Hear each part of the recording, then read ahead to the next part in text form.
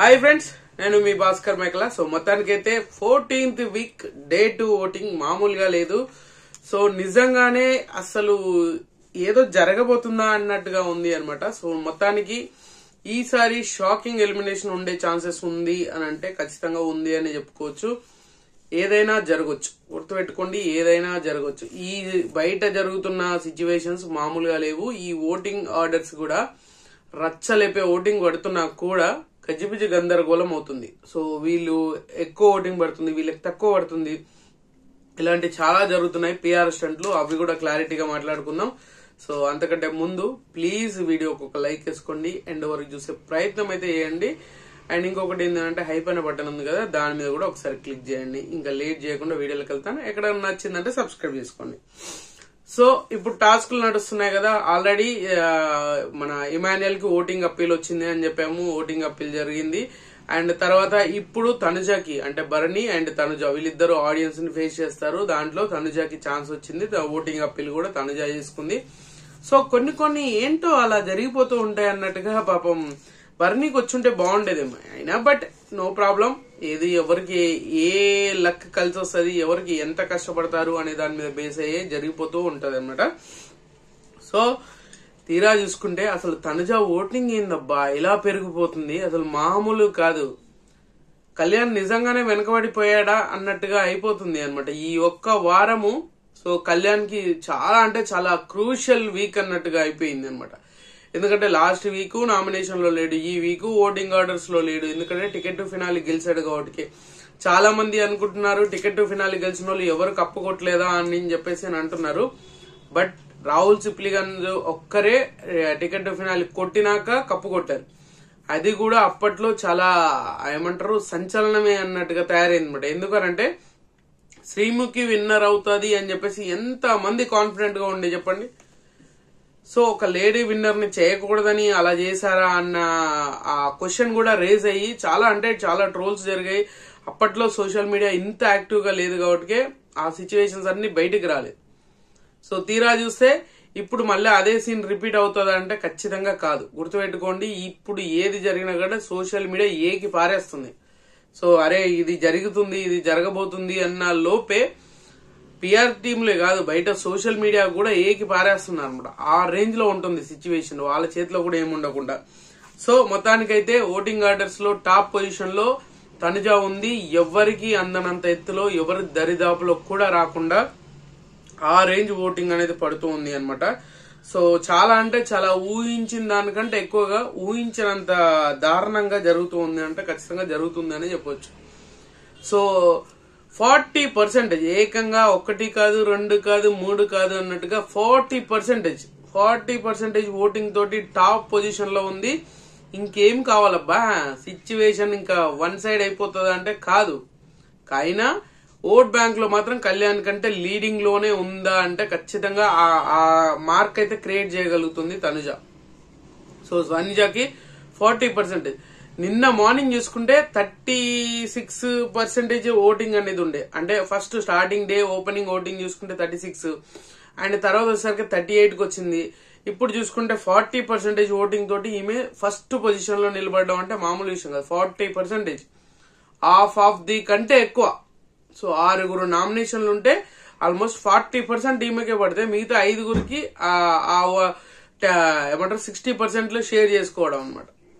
ఆ రేంజ్ లో ఓటింగ్ పడుతుంది. అండ్ సెకండ్ వచ్చేసరికి ఇమాన్యుయల్. నిజంగా పాపం అనిపిస్తుంది ఇమాన్యుయల్ పరిస్థితి చూసుకుంటే. ఎందుకు ఓటింగ్ అండ్ టాస్క్లు ఎరగదీసేస్తున్నాడు. అసలు టాస్క్లు ఏమన్నా ఆడుతున్నాడా? అలాగని కంటెంట్ లేదు అని అంటే కంటెంట్ ఉంది. ఆ కాన్సెప్ట్ ఏదో ఒక విధంగా కామెడీ చేస్తున్నాడు. అన్ని చూసుకున్నా కూడా ఓట్ బ్యాంక్ అనేది ఇంక్రీజ్ అవ్వట్లేదు. పాపం అనిపించేట్టు. నిజంగానే ఈ రేంజ్ ఓటింగ్ తగ్గిపోతూ వస్తుంది అనమాట. సో నిన్న 18% ఉండే ఇప్పుడు 16% లో ఉంది. అండ్ మన తనుజకి ఓటు ఇంక్రీజ్ అవడం వల్ల ఓటు తగ్గింది అని చెప్పేసి నిన్న ఈవినింగ్ ఏదైతే అనుకున్నామో ఇప్పుడు కూడా అదే అయిందంటే కాదు. నిజంగానే ఓట్ బ్యాంక్ తగ్గింది. తనుజకి ఆటోమేటిక్ గా ఓట్ బ్యాంక్ అనేది పెరుగుతూ ఉంది. సో ఇమాన్యుయల్ కి 16% అనేది నాట్ వర్త్ ఇట్ అనేది నా పర్సనల్ అభిప్రాయం. ఓన్లీ ఇమాన్యుయల్ కి సపోర్ట్ చేస్తున్నాను, మళ్ళీ ఇది ఒక రచ్చ చేస్తారు మీరు. ఇట్స్ మై పర్సనల్ ఒపీనియన్ అంతే. ఎందుకంటే 16% నాట్ వర్కౌట్ అవ్వదు. అసలు ఏ విధంగా మరి ఆడియన్స్ ఎలా కనెక్ట్ అవుతున్నారో తెలియదు కదా. సో 16% సెకండ్ పొజిషన్ లో ఉంటే థర్డ్ పొజిషన్ వచ్చేసరికి బర్నీ గారు ఉన్నారు. సో బర్నీ గారు కూడా చాలా ఇంట్రెస్టింగ్ గా ఓటింగ్ అనేది పడుతుంది. ఈయనకు కూడా 13%, 14% ఓటింగ్ పడుతుంది. చాలా స్టేబుల్ ఓటింగ్ పడుతుంది ఈయనకి. ఎక్కడ కూడా తగ్గడము, ఎక్కడ కూడా పెరగడము అలాంటిది ఏం లేకుండా స్టేబుల్ ఓటింగ్ పడుతుంది. స్టేబుల్ ఓటింగ్ పడ్డది అని అంటే ఖచ్చితంగా వాళ్ళు సేఫ్ జోన్ లో ఉంటారు ఎవరికైనా కూడా. ఇంతకు ముందు ప్రీవియస్ వీక్లలో కూడా రాముకి స్టేబుల్ ఓటింగ్ పడుతుంది అని చెప్పేసి మనం ఎన్నిసార్లు మాట్లాడుకున్నాం. స్టేబుల్ ఆడియన్స్ ఉన్నారనుకోండి, ఎక్కడ షిఫ్ట్ అయిపోరు. వీళ్ళకి ఓటేయాలి, వాళ్ళకి ఓటేయాలి, వీళ్ళు నచ్చారు, వాళ్ళు నచ్చలేదు, వాళ్ళకి పాపం, వీళ్ళకి పాపం అలాంటిది ఉండదు. స్టేబుల్ ఓటింగ్ పడుతుంది అంటే వాళ్ళు స్టిక్ అని అంటారు. ఆడియన్స్ ఖచ్చితంగా ఓట్లు వేస్తారనమాట. సో అలా రాము 2-3 వీక్స్ ఎలా సేవ్ అయిపోయాడు. సో అంతా ఆయన వెళ్ళిపోయిన వీక్ కూడా ఆయన సేఫే. బట్ ఏంటంటే సిచ్యువేషన్ నేను వెళ్ళిపోతానని వెళ్ళిపోయాడు తప్పితే ఆ స్టేబుల్ ఓటింగ్ అనేది చాలా ఇంపాక్ట్ చూపిస్తుంది. సో అది బర్నీ గారికి పడుతుంది 14% తోటి థర్డ్ పొజిషన్ లో ఉన్నాడు. అండ్ ఫోర్త్ పొజిషన్ వచ్చేసరికి సంజన గారు ఉన్నారు. సంజన గారికి 12% ఓటింగ్. నిన్నటికి ఈ రోజుకి చూసుకుంటే 1% ఓటింగ్ అయితే ఇంక్రీజ్ అయింది. అండ్ పాపం ఈమెని కంప్లీట్ గా టార్గెట్ చేస్తున్నట్టుగానే అనిపిస్తుంది. బట్ ఈమె చేసేటివి కూడా అలాగే అనిపిస్తుంది. కొంతవరకు చూస్తే అరే కావాల్సుకొని చేస్తుందిరా, ఈ అనవసరమైన పెద్ద రచ్చ చేస్తుందిరా అన్న ఫీలింగ్ వచ్చినా కూడా సో వీళ్ళందరూ కలిసి టార్గెట్ చేస్తున్నారు అనే ఫీలింగ్ వస్తుంది. అండ్ ఖచ్చితంగా ఈమెకు ఓట్ బ్యాంక్ అనేది ఇంక్రీజ్ అయింది. నిన్నటికి ఈ రోజు చూసుకుంటే ఒక 1% ఇంక్రీజ్ అయ్యి 12% తోటి ఫోర్త్ పొజిషన్ లో ఉంది ఈమె సంజన గారు. సో సంజన గారికి కూడా మంచి ఓటింగ్ అయితే పడుతూ ఉంది. బట్ సేఫ్ జోన్ అని చెప్పలేము, ఎందుకంటే బిగ్ బాస్ ఆట ఎలా అయినా ఆడొచ్చు. ఆమె మొత్తుకునేది అదే, సంజన గారు మొత్తుకునేది అదే, నేను ప్రతి వారం నేనే టార్గెట్ అవుతున్నా, ప్రతి వారం నన్నే టార్గెట్ చేస్తున్నారు అని చెప్పేసి. ఏదైతే కరెక్ట్ గా ప్రొజెక్ట్ చేయగలుగుతుందో అప్పుడు ఆమెకు ఆటోమేటిక్ గా ఇంక్రీజ్ అవుతుంది. కొన్ని విషయాలు నోరు చేయడం, ఆ సిచ్యువేషన్ లో కరెక్ట్ గా స్టాండ్ తీసుకోకపోవడం, ఇలాంటి చాలా జరగడం వల్ల కొంచెం అటు ఇటు గజిబిజి గందరగోళం అవుతుంది అనేది నాకు పర్సనల్ అనిపించి 12% తోటి. తర్వాత పొజిషన్ వచ్చేసరికి డెమోన్ పవన్ ఉన్నాడు 9% ఓటింగ్. ఈయన ఓటింగ్ ఏందిరా స్వామి, ఎటు పోతుందో అర్థం కాదు, ఎటు అవుతుందో అర్థం కాదు. టాప్ లోకి వెళ్తాడా, టాప్ లో కన్నా 1% పెరిగింది అనుకునే లోపు అంతే ఫాస్ట్ గా తగ్గిపోతుంది, అంతే ఫాస్ట్ గా తగ్గింది అనే లోపు అంత ఫాస్ట్ గా పెరుగుతుంది. ఈ ఓటింగ్ గజిబిజి అయితే గందరగోళం సృష్టిస్తున్నాడు డెమోన్ పవన్. సో 9% తోటి 5th పొజిషన్ లో ఉంటే 6th పొజిషన్ వచ్చేసరికి సుమన్ శెట్టి ఉన్నాడు. సో సుమన్ అన్న అంటే ఈయనకు ఓటింగ్ అనేది పడుతుంది. బట్ అఫీషియల్ ఓటింగ్ లలో ఎక్కువ మిస్డ్ కాల్స్ ఉన్నాయి అని చెప్పేసి మనకి చెప్తున్నారు కానీ బట్ అనుకున్నంత రేంజ్ లో అందరికంటే తక్కువ బాటం లో ఉంది మాత్రం ఖచ్చితంగా సుమన్ శెట్టియే. బట్ బిగ్ బాస్ ఏదైనా మ్యాజిక్ చేస్తే మాత్రం ఖచ్చితంగా బిగ్ బాస్ ఈ వారం అయితే ఖచ్చితంగా ఎలిమినేట్ చేసే ఛాన్సెస్ ఉండదు. సో టాప్ 5 కి తీసుకెళ్లే ఛాన్సెస్ ఎక్కువగా ఉంది అనేది నాకెందుకో అనిపిస్తుంది. బట్ చూడాలి ఏం జరగబోతుంది ఏంటి అనేది. సో ఓవరాల్ గా 9% తోటి ఇద్దరు ఈక్వల్ గానే ఉన్నారు. మైనర్ డిఫరెన్సెస్ తోటి డెమోన్ పవన్ కొంచెం ముందు అడుగులో ఉన్నాడు అనమాట.